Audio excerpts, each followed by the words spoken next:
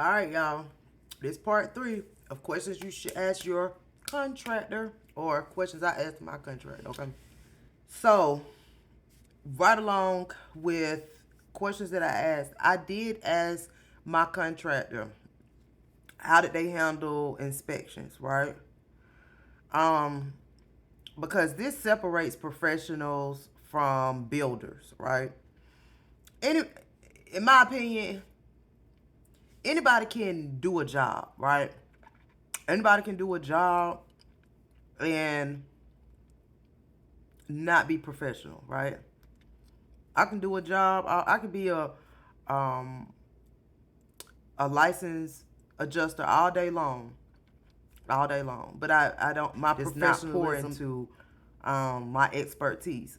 Doesn't make me the best. Me, I want to hire the best contractor that I can hire. So I want them to be professional as well as be be specialized in that particular trade, right? So anyway, first thing I did ask my contractor was, have you ever failed a inspection before? I already knew the answer. I knew he was gonna say yes because he's been a contractor for over 30 years as well as an architect. So I already knew, but I wanted to know how does he what's his process is after he fails an inspection. He broke it down for me. He explained it to me. He said that's his process and not every contractor. So I liked his response. So of course I'm with him now, or I went with him. Okay, then I asked him number 2, how does he correct the issue?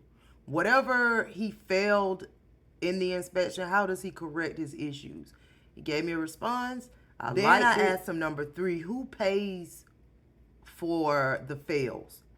So when the inspector fails the inspection, I wanted to know who pays for it. Am I gonna pay for it or is he gonna pay for it? Again, that should already be in the contract. But this is what I asked him prior to me signing the contract. Like, who gonna pay for this inspection if it fails, right?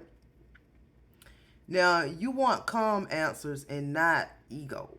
So if he giving you some type of ego, like, shoot, I don't fail inspections and no, no, bro. I won't be hiring you. Why? Because number 1, everybody, I don't care how long you've been doing something, you're going to always make a mistake. You should always want to grow in whatever passion, whatever career, whatever relationship. You should want to grow. Okay? Not stay there and stay complacent. In my opinion, people who don't want to grow are people who are scared. Like, they are scared to death. Right? So I'm good on that. I'm good on that. Like I said, I like contractors who admit or take accountability for whatever pitfalls and then correct it and move on. Let's come up with a resolution. Let's not sit in what he didn't do, why you didn't do that. Like, sitting in the problem for too long will very much so aggravate me. All right, let's come up with a solution. Let's move on. Let's make some shape. So that man. I thought my neighbor was gone. So anyway, um, that's the question that I would ask. Now, one thing I just want to piggyback on that is to always trust your nervous system. I know this is a little bit off subject, but it's gonna tie into that. It's gonna tie into that when you making these vital decisions on a good contract. Okay, I meant contractor. If something feels rushed or vague, or he feels like he's dismissing or dismissive or not listening, trust that nervous system. Okay. I did a video a while back about learning how to trust yourself. Trust your decisions, trust your gut. That's God speaking into you, letting you know, this ain't it.